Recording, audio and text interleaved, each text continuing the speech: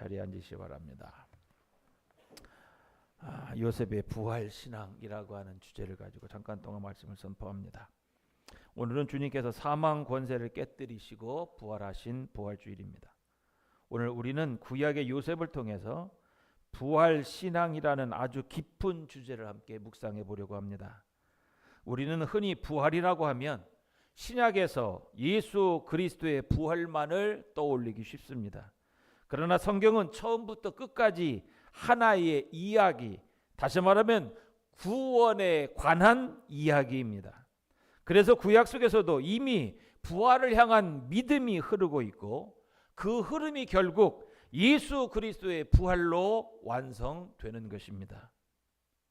요셉의 삶을 가만히 들여다보면 그의 인생은 한마디로 죽음과 다시 살아남의 반복이라고 이야기할 수 있을 것입니다. 형들에게 미움을 받아서 구덩이에 던져졌을 때 그건 사실상 죽음과도 같은 사건이었습니다.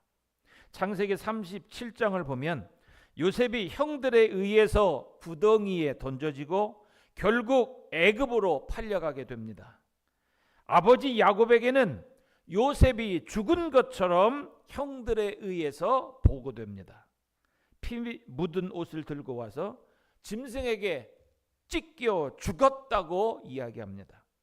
요셉은 실제로 죽은 것은 아니지만 가족 공동체 안에서는 죽은 자가 되어 버렸습니다.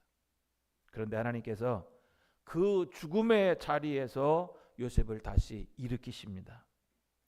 애굽의 종으로 내려갔지만 보디발의 집에서 형통하게 하십니다. 그러나 거기서 또다시 억울한 누명을 쓰고 감옥에 갇히게 되죠. 또 한 번의 죽음을 경험합니다.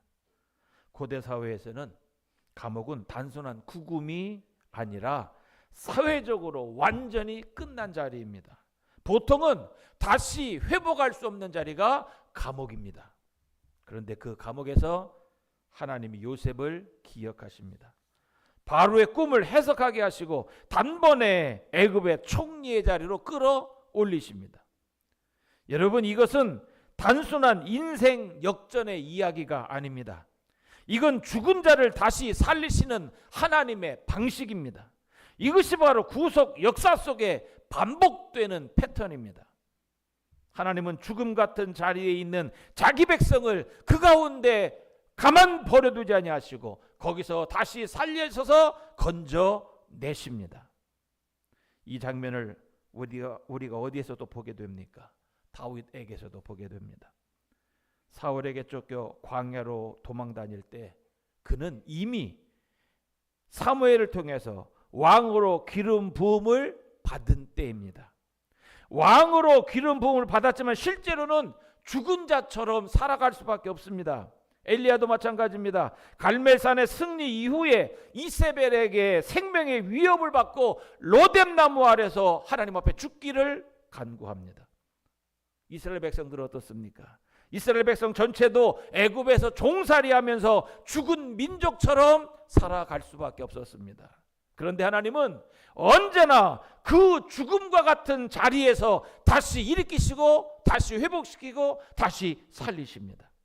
홍해를 건너게 하시고 광야를 지나게 하시고 결국 약속의 땅으로 인도하여 들이십니다. 이것이 바로 부활 신앙의 씨앗입니다. 요셉의 이야기로 다시 돌아가 볼까요? 창세기 45장에서 요셉이 형들에게 자신을 드러내는 장면이 나옵니다. 형들은 두려워 떨고 있습니다. 자신들이 죽인 줄 알았던 동생이 살아서 애굽의 총리가 되어 있기 때문입니다. 그때 요셉이 이렇게 말합니다. 당신이 나를 이리로 보낸 것이 아닙니다. 하나님이 보내신 것입니다. 이 고백이 무엇을 말합니까?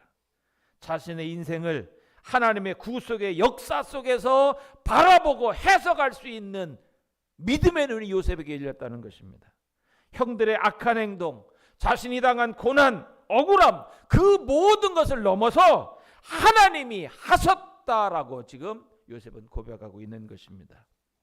이 눈이 바로 부활신앙의 눈인 것입니다. 왜냐하면 부활신앙은 단순히 죽었다가 다시 산다는 사실을 믿는 것이 아니라, 물론 그것도 믿지만 더 나아가 하나님이 죽음조차도 구원의 도구로 사용하신다는 것을 믿는 것이기 때문입니다. 요셉은 형들에게 복수할 수 있는 위치에 있었습니다. 그러나 그는 복수하지 않습니다. 오히려 그들을 살립니다. 이 모든 모습은 어디를 가리킵니까? 바로 예수 그리스도를 가리키고 있습니다. 예수님은 십자가에서 자신을 죽이는 자들을 향해서 뭐라고 얘기합니까? 아버지여 저들의 죄를 용서하여 주옵소서라고 기도합니다. 요셉은 단순히 위대한 인물이 아닙니다. 장차 오실 예수 그리스도의 그림자입니다. 그리고 그 그림자 속에 이미 부활의 빛을 비추고 있는 것입니다. 이 창세기 50장 오늘 본문으로 가볼까요? 요셉의 인생 마지막 장면입니다. 그는 죽음을 앞두고 형제들에게 유언을 남깁니다. 하나님이 반드시 당신들을 돌아보시고 당신들을 이 땅에서 인도하여 내실 것입니다. 그때 내가 죽거든 하나님이 반드시 당신들을 돌아보시리니 당신들이 여기서 내 해골을 가지고 같이 올라가 주세요. 여러분, 이 고백이 얼마나 중요한지 아십니까? 요셉은 애굽의 총리였습니다. 애굽의 최고의 영광과 부귀를 누렸습니다. 그러나 그는 애굽에 묻히기를 원하지 않습니다. 왜입니까? 하나님이 약속하신 땅 가나안을 바라보고 있기 때문입니다. 그는 죽음을 끝으로 보지 않았습니다. 그는 하나님이 반드시 자기 백성을 약속의 땅으로 인도하실 것을 믿었습니다. 그리고 그때 자신도 함께 가기를 원했습니다. 비록 자신의 몸은 죽어 뼈만 남겠지만 하나님이 이루실 구원에 자신도 참여하게 될 것을 믿었습니다. 이것이 바로 부활 신앙입니다. 히브리서 11장 22절에 이렇게 말합니다. 믿음으로 요셉은 임종시에 이스라엘 자손들이 떠날 것을 말하고 또 자기 뼈를 위하여 명했다. 요셉의 믿음은 단순히 현재의 형통함을 믿는 믿음이 아니었습니다. 미래에 하나님이 이루실 구원을 바라보는 믿음이었습니다. 눈에 보이지 않지만 반드시 이루어질 것을 붙잡는 믿음이라는 것입니다. 이 믿음은 결국 어디로 이어집니까? 예수 그리스도의 부활로 이어집니다. 예수님도 죽으셨지만 무덤에 머물러 계시지 않았습니다. 하나님이 다시 그를 살리셨습니다. 일으키셨습니다. 그리고 그 부활은 단순히 예수님의 사건으로 끝나는 것이 아니라 그를 믿는 모든 자에게, 아니 오늘 우리에게까지 확장되는 것입니다. 요셉이 자신의 뼈를 약속의 땅으로 옮기라고 했던 것처럼 우리도 이 땅에 속한 사람이 아니라 하나님의 나라를 향해 가는 사람들입니다. 우리의 소망은 이 땅의 성공이나 이 땅의 안정된 삶이 아니라 하나님이 완성하실 새 하늘과 새 땅이 되어야 됩니다. 사랑하는 성도 여러분, 우리는 지금도 인생 속에서 여러 번 구덩이를 경험합니다. 여러 번 감옥을 경험합니다. 억울한 일을 당하고 이해할 수 없는 고난도 겪습니다. 때로는 감옥 같은 상황에 갇힌 것처럼 느낄 때도 있습니다. 혼자 덩그러니 어둠 속에 던져진 것 같은 상황 속에도 내몰릴 수 있습니다. 내 주위를 돌아봐도 아무도 나와 함께 있는 사람이 없는 것처럼, 나를 도와줄 인생이 아무도 없는 것처럼 느껴지는 순간도 있습니다. 그때 우리는 이렇게 묻죠. 왜 이런 일을 나에게 허락하십니까? 왜 이런 자리로 나를 던지십니까? 왜 나를 이렇게 외롭게 만드십니까? 힘들게 만드십니까? 하나님은 도대체 계십니까? 이렇게 질문을 던지죠. 그런데 요셉은 그 질문을 넘어서서 이렇게 고백합니다. 하나님이 하셨습니다. 하나님이 하셨습니다. 이 고백이 가능한 이유는 하나님이 죽음을 생명으로 바꾸시는 분이란 사실을 알기 때문이고 믿기 때문입니다. 이것이 바로 요셉이 가진 부활의 신앙입니다. 우리가 이 믿음을 붙들 때 우리의 고난은 더 이상 끝이 아닌 줄 믿습니다. 우리의 당한 고난은 끝이 아니라 하나님이 일하시는 과정이 되는 것입니다. 우리의 눈물은 헛되지 않을 것입니다. 우리의 부르짖음은 헛되지 않을 것입니다. 우리의 믿음은 헛되지 않을 것입니다. 하나님이 반드시 그것을 사용하셔서 우리로 하여금 생명의 열매를 맺게 하실 것입니다.